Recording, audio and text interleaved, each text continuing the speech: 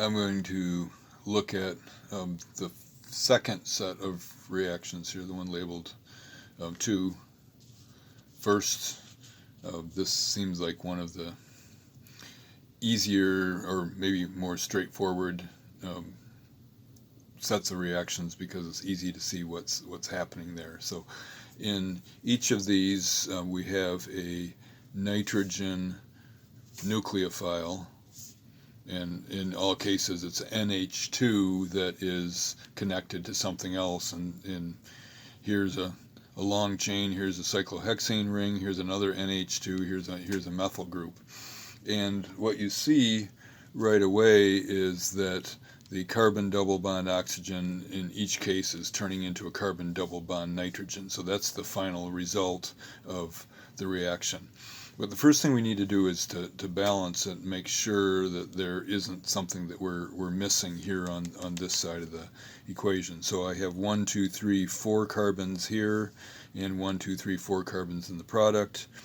I have 1 oxygen here and no oxygens over on this side. So I'm missing an oxygen on this side.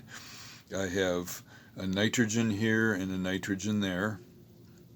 And then let's count up our hydrogens. There's 6 hydrogens here, 9, 10, 11 hydrogens in our reactants. So there should be 11 hydrogens in the product or products, and there's 3, 6, 9. So over here we are missing 2 hydrogens and an oxygen. And you can balance that by adding water.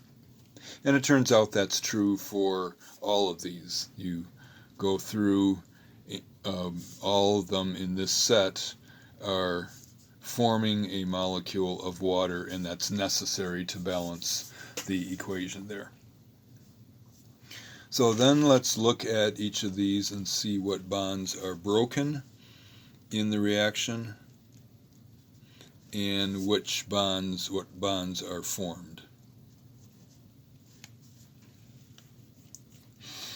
And so we've already pointed out that we are breaking a CO double bond, both bonds, both the sigma and the pi bonds, and we are forming a CN pi bond in all of these products, a sigma and a pi bond here. So we're breaking a double bond to oxygen, forming a double bond to nitrogen there. If we looked at this nitrogen here, this nitrogen used to have 2 hydrogens attached to it, and so we are breaking 2 NH bonds in this reaction, because in the product there are no NH bonds anymore. In the product we formed water, so we formed 2 OH bonds, and there weren't any OH bonds to begin with there, so we are breaking 2 NHs and forming 2 OH bonds. And that's a summary then of what we have done in this reaction. So any mechanism that you would draw for this conversion, for any of these conversions, it's the same thing for all of them, and you can verify that if you haven't already. We are breaking 4 bonds and we are forming 4 bonds. So any mechanism that we are going to draw for this has to show the breaking of these 4 bonds and the forming of these 4 bonds. And so that would require generally a total of 8 arrows, but sometimes 1 arrow can show breaking. Well, yeah, it's probably going to end up requiring 8 arrows to show all that in a mechanism.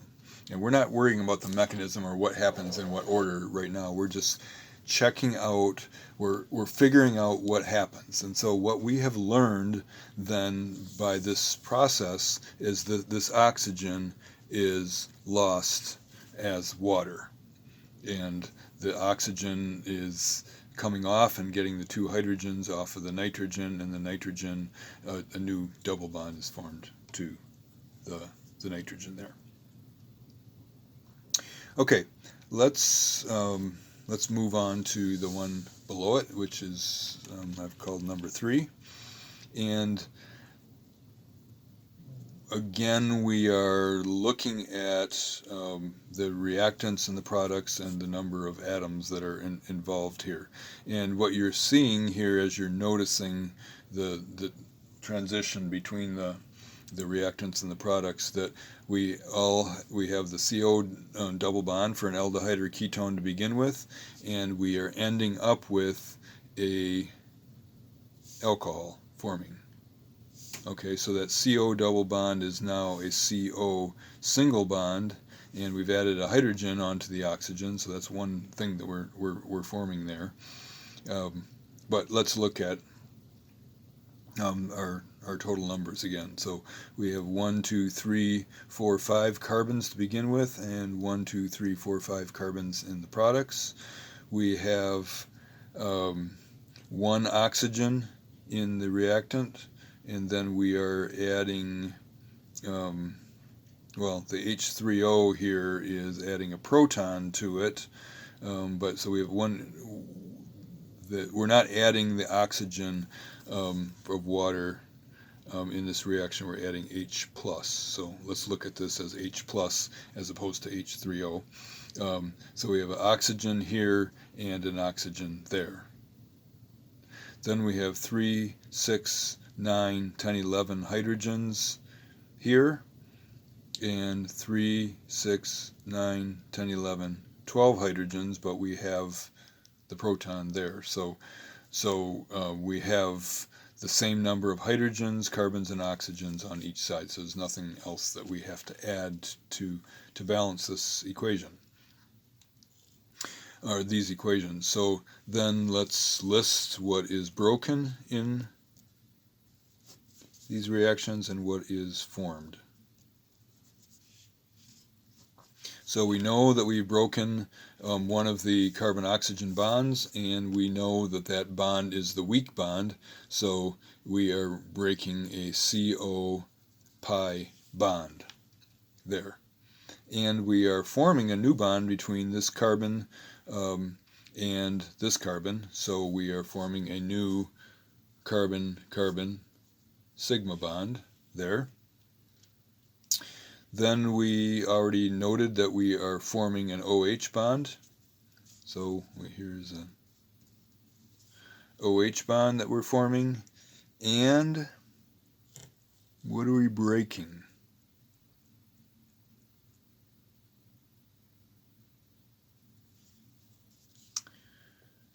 We're breaking off the,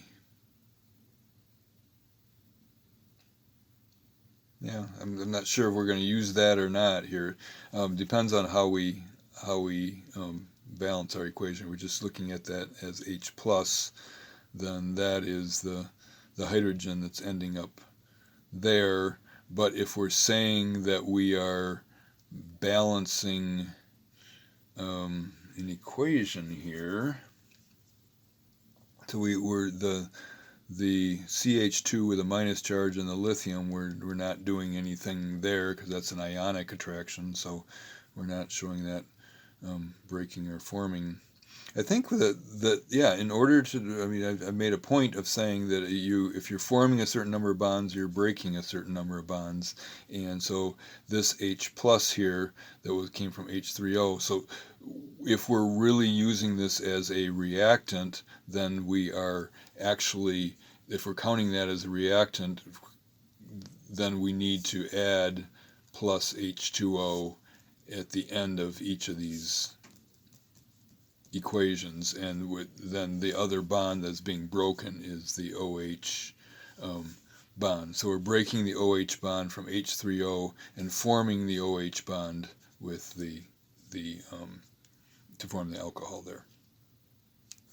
So breaking 2 bonds and forming 2 bonds. So I was trying to do a shortcut here and just call H3O plus H+, but if we do that, then we are missing the bond, the balance between the bonds broken and formed. Okay, so that's what's happening in that set of carbon nucleophiles. So the nitrogen nucleophiles, the net result is that we have a carbon-nitrogen double bond in the final product where there used to be a carbonyl. In the carbon nucleophiles, then, what we're seeing is that the carbon nucleophile is attaching to the carbonyl in all cases. So here it's the ethyl group, here it's the propyl group, here it's the cyclopentyl group, and here it's the nitrile, and we're forming alcohols in all cases there. So then the last set of reactions is the oxygen nucleophiles, and this is just a little more challenging because in the end, which oxygen is which, and where did this oxygen come from? Where did this, so it's not clear, as easy to sort out as the previous ones, but we'll do that in the next video.